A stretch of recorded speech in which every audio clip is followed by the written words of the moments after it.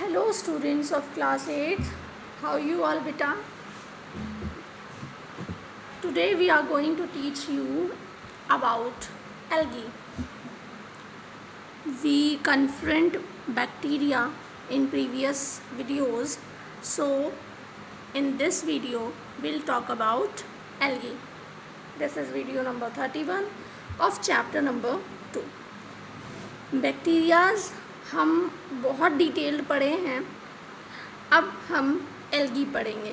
देखिए एल्गीज़ भी simple micro organisms होते हैं जो हमें नुकसान भी पहुंचाते हैं और फ़ायदा भी, same as well as bacteria.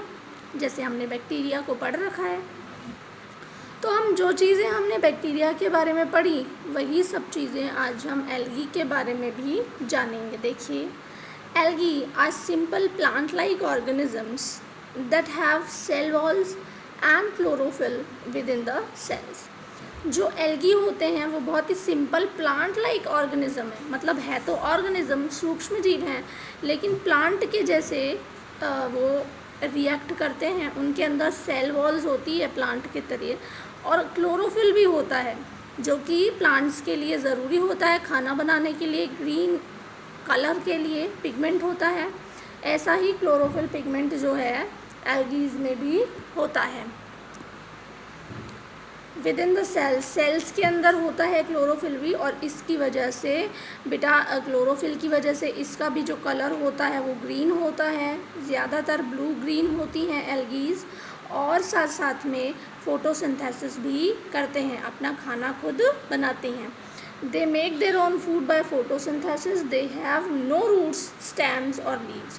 लेकिन प्लांट्स की तरह सिर्फ क्लोरोफिल और सेल वॉल्स होती हैं, जबकि इनमें रूट्स यानी जड़ें नहीं होती, स्टेम्स नहीं होते, और ना ही इनमें लीव्स होती हैं। ठीक है, अब हम पढ़ेंगे इनके साइज़ एंड स्ट्रक्चर के बारे में कि एल्गीज़ का साइज़ क्या होता है, स्ट्रक्चर क्या होता है। देखिए एल्गी कैन बी यूनिसेल्युलर और मल्टी सेल्युलर। सबसे पहली बात कि जो एल्गी है वो एक कोशिकीय भी हो सकती है और साथ साथ में बहुकोशिकीय भी हो सकती है। Their size range from 1 micron to large seaweeds such as kelps which are up to 60 metres long. देखिए एल्गीज़ के साइज़ के बारे में पर्टिकुलर नहीं कहा जा सकता है। एल्गी की जो श्रेणी होती है उसमें बहुत सारे माइक्रो ऑर्गेनिजम्स एल्गी माने जाते हैं, तो सबसे छोटे जो एल्गीज़ होंगे वो 1 माइक्रोन यानी कि मीटर का 10 लाखवां हिस्सा, बहुत ज़्यादा छोटा, उतनी भी एल्गी हो सकती है।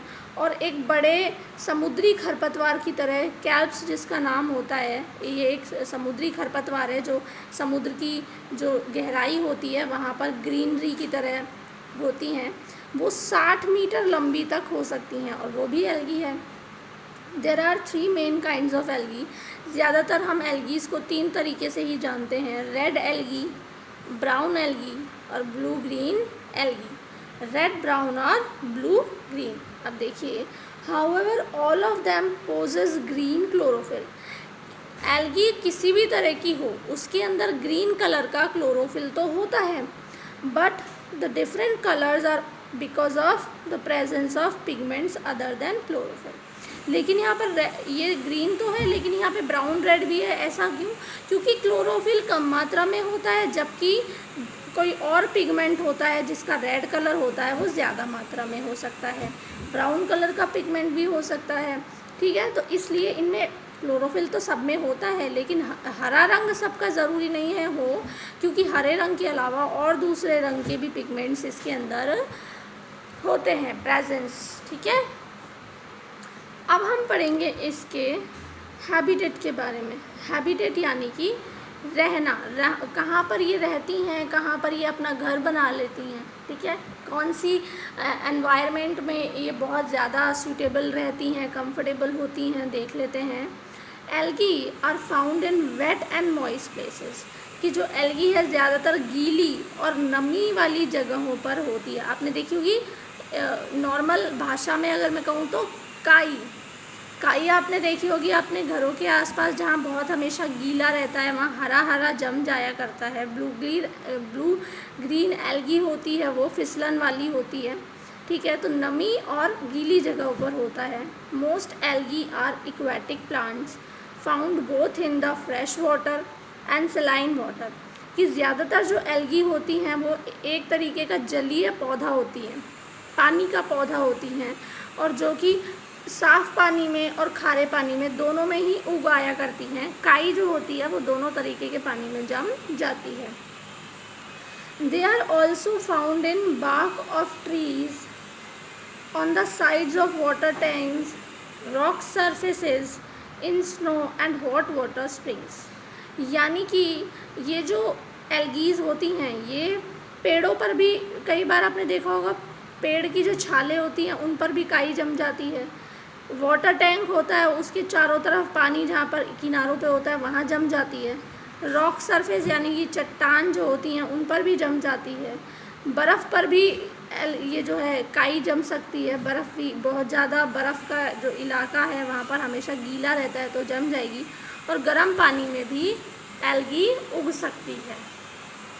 तो आज हम इस वीडियो को यहीं एल्गी के नॉर्मल नोमेनक्लेचर और उसकी नॉर्मल जो नॉलेज है, जो उसकी जर्नल जानकारी है, जर्नल नॉलेज है, उस पर हम छोड़ते हैं। नेक्स्ट वीडियो से हम एल्गी को अच्छे से डिफ़ाइन करेंगे, एल्गी को डिटेल्ड पढ़ेंगे, पूरा उसका क्लासिफिकेशन करके पढ़ेंगे कि यूनिसेलुलर एल्गीज़ कौन सी हैं, मल्टी सेलुलर कौन सी एल्गीज़ होती हैं, यूज़फुल एल्गीज़ कौन सी होती हैं और हार्मफुल एल्गीज़ कौन सी होती हैं। तो ये हम पढ़ेंगे नेक्स्ट वीडियोज़ में। तब तक के लिए आप लोग यहाँ तक रीडिंग करें इस चैप्टर की। बैक्टीरियाज़ फुलफिल आपने कर लिए हैं तो बैक्टीरियाज़ के बारे में छोटे छोटे क्वेश्चंस बनाइए और उन्हें अपने आप से पूछिए ताकि आपको पता चले कि आप लोग कितना लर्न कर रहे हैं, और एल्गी को भी पढ़ना स्टार्ट कर दीजिए। क्लियर है बेटा? तो till then bye and be happy. Thank you.